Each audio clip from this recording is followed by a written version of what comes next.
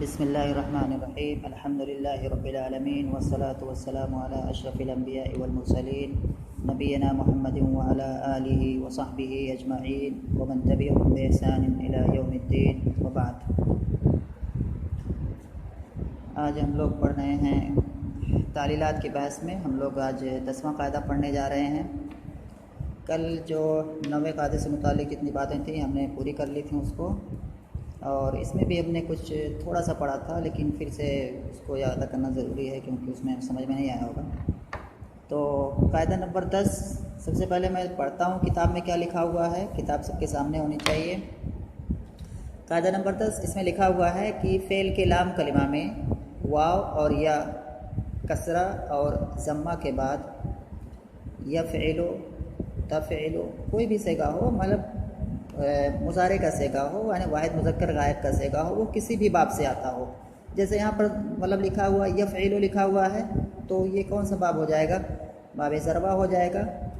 اور یہ مطلب یہاں پر جو ہے کسرہ اور ضمہ کی بات کر رہے ہیں، جی کسرہ اور ضمہ کی بات کر رہے ہیں، تو یہاں پر دو ہی مراد ہوگا، یا تو یفعل ہوگا یا تو یفعل ہوگا، یفعل نہیں ہوگا، کیونکہ اس کے لیے آگے الگ سے بات یہ بتائیں گے کہ لام کلمہ میں اگر واو اور یا آ رہے ہوں ضمہ یا کسرہ کے بعد، جیسے یفعل اور یفعل، یہاں ہم دیکھتے ہیں یہاں جو یفعل میں جو لام کلمہ ہے، اگر اسی لام کلمہ کی جگہ پر اگر واو یا آ جائے اگر کسی کلمے کے اندر اتفاق سے، اور اس سے پہلے یا تو جیسے یفعل میں کسرہ ہو، یا تو یفعل میں جیسے ضمہ ہے یا تو ضمہ ہو، تو اس کے بعد کیا کیا جائے گا وہی آگے بتانے جا رہے ہیں۔ تو کہہ رہے ہیں کہ فعل کے لام کلمہ میں واو اور یا کسرہ اور ضمہ کے بعد، اور اس فعل جو یہاں پر یہ کہہ رہے ہیں اس فعل سے مراد فعل مضارع ہے، یہ بھی دھیان میں رکھنا چاہیے۔ یہاں جو فعل یہ کہہ رہے ہیں اس سے مراد فعل مضارع ہے، یہ بات دھیان میں رہے۔ تو فعل کے لام کلمہ میں واو اور یا کسرہ اور ضمہ کے بعد یفعل تفعل افعل نفعل، یہاں پر نے بتایا کہ یہاں پر انہوں نے 4 صیغے گنائے ہیں، لیکن حقیقت میں یہ 5 صیغے ہیں۔ پہلا صیغہ جو ہے یفعل یا یفعل، یہ واحد مذکر غائب کا صیغہ ہے۔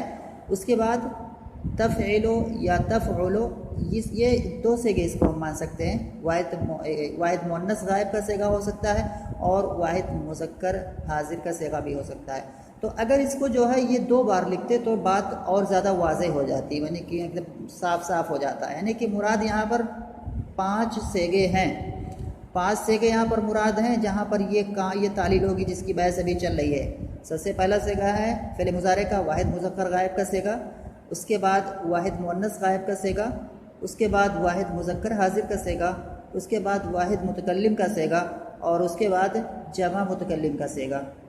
یہ 5 صیغے ہیں۔ کتاب میں جو ہے چونکہ واحد مؤنث غائب کا صیغہ اور واحد مذکر حاضر کا صیغہ، یہ دونوں صیغے ایک جیسے دکھتے ہیں، لکھنے میں ایک جیسے ہیں، اسی لیے ایک کو حذف کر دیا تخفیف کے لیے یا اختصار کے لیے، ورنہ حقیقت میں یہاں پر 5 جگہیں ہیں جہاں پر تعلیل ہوگی۔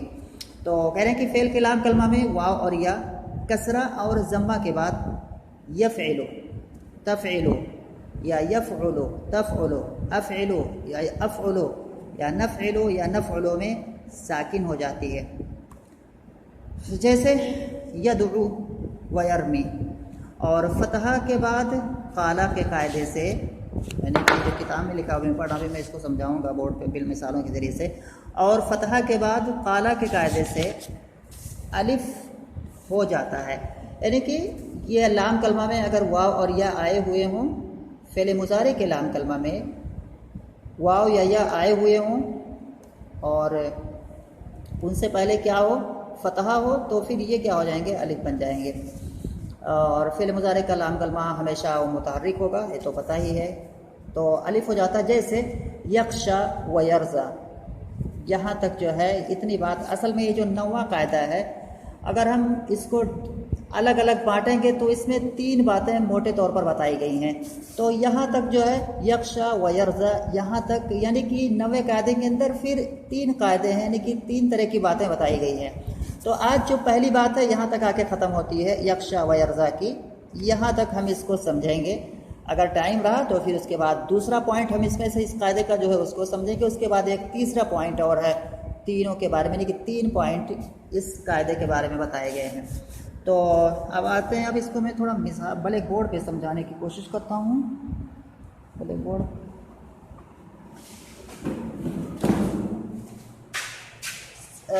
سب سے پہلے اس میں جو ہے کہ فعل مضارع کے اندر اگر واو یا یا آئیں اور وہ ضمہ کے بعد آئیں یا کسرہ کے بعد آئیں. واو آئے گا تو ضمہ کے بعد آئے گا اور یا آئے گی تو کسرہ کے بعد آئے گی. تو ایسی صورت میں 5 سیغوں کے اندر اس کو کیا کر دیا جائے گا، اس واو یا کو ساکن کر دیا جائے گا، یعنی کہ اس واو یا کی حرکت کو ہم کیا کر دیں گے، حذف کر دیں گے. سب سے پہلی مثال جو ہے ضمہ کی مثال. ضمہ کی مثال کیا ہے، جیسے ید او وہ، ید او وہ، یعنی کہ یہاں فعل مضارع ہے ید او وہ. اصل میں اصل کے اعتبار سے سارے کلمات میں نے لکھے ہوئے ہیں، لیکن تعلیل شدہ کلمات نہیں لکھے ہیں اصل کے اعتبار سے. تو یہاں پر ہے ید او وہ، ایک کلمہ ہے، فعل ہے. اس کے لام کلمہ میں ہم دیکھتے ہیں کہ واو آیا ہوا ہے اور واو ضمہ کے بعد آیا ہوا ہے، اور وہ یہ کون سا صیغہ ہے، یفعلو کا صیغہ ہے. اس لیے یہاں پر کیا کیا جائے گا، اس واو کو ساکن کر دیں گے تو یہ بن جائے گا یدعو. اس کے بعد اسی صیغے سے جو ہے یا اسی فعل مضارع جو کہ یدعو کی جو گردان ہے، اسی گردان میں تھوڑا سا ہم آگے بڑھیں گے تو ایک صیغہ آئے گا، یعنی کہ یہ واحد مذکر غائب کا صیغہ تھا، اس کے بعد آئے گا واحد مؤنث غائب کا صیغہ. گردان اگر ہم آگے کرتے جائیں گے تو آگے ہم پائیں گے تدعو، ایک کلمہ اور آئے گا تدعو. اصل کے اعتبار سے میں کہہ رہا ہوں تدعو. یہاں بھی ہم دیکھ رہے ہیں کہ واو آیا ہوا ہے، ضمہ کے بعد آیا ہوا ہے اور فعل مضارع کے لام کلمہ میں آیا ہوا ہے. اس لیے اس کو کیا کریں گے، یہاں پر اس واو کے ضمہ کو ساکن کر دیں گے تو یہ ہو جائے گا تدعو.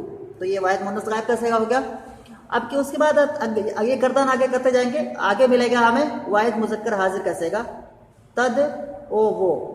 تو تدعو میں بھی وہی ہوا کہ فعل مضارع یہاں پر ہے، اس کے لام کلمہ میں واو ہے اور یہ واو ضمہ کے بعد آیا ہوا ہے، اس لیے اس واو کو ساکن کریں گے تو یہ ہو جائے گا تدعو. اس کے بعد آگے گردان میں آگے جائیں گے تو واحد متکلم پر آئیں گے تو واحد متکلم میں کیا ہوگا، ادعو. ادعو میں یہاں بھی ہم دیکھتے ہیں کہ فعل مضارع ہے اور جیسا کہ قاعدے میں بیان کیا گیا ہے کہ افعلو کے اندر، تو یہاں پہ ادعو کا وزن کیا ہے، افعلو کا ہے. تو یہاں پر کیا کریں گے، فعل مضارع ہے اور اس کے لام کلمہ میں کیا ہے، واو آیا ہوا ہے، ضمہ کے بعد آیا ہوا ہے، اس لیے یہاں بھی اس واو کو کیا کریں گے، ساکن کر دیں گے تو یہ ہو جائے گا ادعو.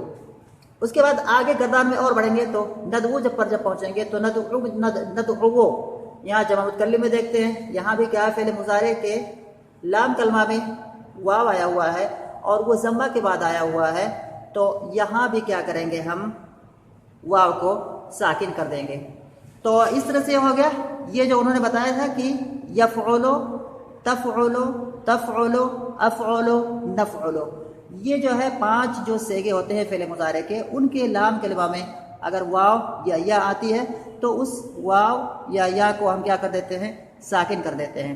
یہ واو کی مثال ہم نے پڑھی تھی. اس کے بعد یا کی مثال دیکھیں گے تو یا کی بھی سیم وہی جگہیں جو یدعو میں تھی، وہی جگہیں یہاں بھی ہے. یرمیو، واحد مذکر غائب کا صیغہ، یرمیو واحد مؤنث غائب کا صیغہ، ترمیو واحد مذکر حاضر کا صیغہ، ترمیو واحد متکلم کا صیغہ، ارمیو جمع متکلم کا صیغہ، نرمیو.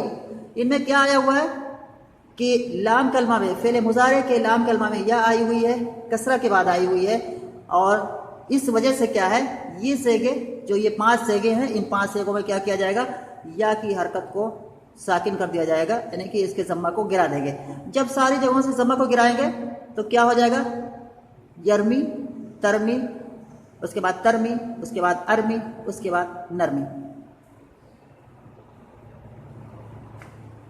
اس کے بعد جو ہے، اس کے بعد اب آتے ہیں جو ایک دوسرا جز ہے کہ اگر یہ واو اور یا، ضمہ اور کسرہ کی مثال ہم نے سمجھی جو ہے، اگر یہ واو اور یا فتحہ کے بعد آئے، یعنی کہ واو اور یا فعل مضارع کے انہی 5 صیغوں میں آ رہے ہیں لیکن وہ کیا ہے فتح کے بعد آ رہے ہیں، تو وہاں پر کیا کیا جائے گا، وہاں پر اس واو اور یا کو اس قالا کا جو قاعدہ ہے اس اعتبار سے اس کو کیا کیا جائے گا، الف سے بدلا جائے گا. یعنی کہ قالا کا قاعدہ کیا ہے کہ واو اور یا اگر متحرک ہو اس سے پہلے فتح ہو تو اس کو الف سے بدل دیتے ہیں. یہاں ہم دیکھتے ہیں یا متحرک ہے اس سے پہلے فتح ہے یخشیو میں، یخشیو، جیسے پہلے میں مثال پڑھ دیتا ہوں، یخشیو، تخشیو، تخشیو، اخشیو، نخشیو.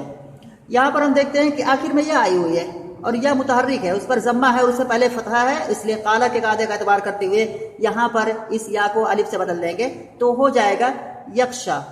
ایسے ہی سیم چیز ہو جائے گا تخشا کے اندر، ایسے ہی جو تخشا واحد مذکر حاضر کا صیغہ اس میں ہو جائے گا، ایسے ہی واحد متکلم کا جو صیغہ ہے اکشا اس میں ہو جائے گا، اور ایسے ہی جمع متکلم کا جو صیغہ ہے نقشا وہاں بھی ایسا ہی ہو جائے گا. اس کے بعد واو کی مثال لیتے ہیں، یعنی کہ اس واو کی جو کہ فعل مضارع کے لام کلمہ میں آیا ہو اور وہ کیا ہے فتح کے بعد آیا ہو، تو اس کو کیا کیا جائے گا، یہی جو 5 جگہیں ہیں یہ 5 جگہیں یاد رکھو. ایک جگہ کون سا ہے، واحد فعل مضارع کا جو واحد مذکر غائب ہے، دوسری جگہ کیا ہے، واحد مؤنث غائب کی جگہ ہے، تیسری جگہ واحد مذکر حاضر کی جگہ ہے، چوتھی جگہ واحد متکلم کی ہے، 5ویں جگہ جمع متکلم کی ہے. یہ نہیں 5 جگہوں کے بارے میں یہ سارا کلام ہم کر رہے ہیں. تو اس کے بعد یہاں پر دیکھتے ہیں کہ جو ابھی بات جو میں چل رہی تھی کہ واو اور یا فعل مضارع کے لام کلمہ میں اگر فتح کے بعد آتے ہیں تو کیا ہوگا. تو فتح کے بعد آتے ہیں تو ان کو جو ہے قالا کے قاعدے سے ان کو جو ہے الف سے بدل دیا جائے گا. جیسے یہاں میں نے بتایا یکشیو میں کیا ہوا ہے کہ یا متحرک ہے ما قبل فتح ہے، اس لیے یا کو الف سے بدل جائے گا، اور یہی کیا ہے قالا کا قاعدہ ہے. یہ یکشا والا ہو گیا ہے. اس کے بعد یرزو، یہاں پر واو جو ہے فتح کے بعد آیا ہوا ہے، یرزا جو ہے جو بولا جاتا ہے فعل مضارع رضیہ یرزا، تو یہاں پر کیا ہے اس کی اصل کیا ہے یرزا کی، یرزاو. تو یرزاو میں کیا ہوا ہے کہ یہ فعل مضارع ہے، اس کے لام کلمہ میں واو آیا ہوا ہے.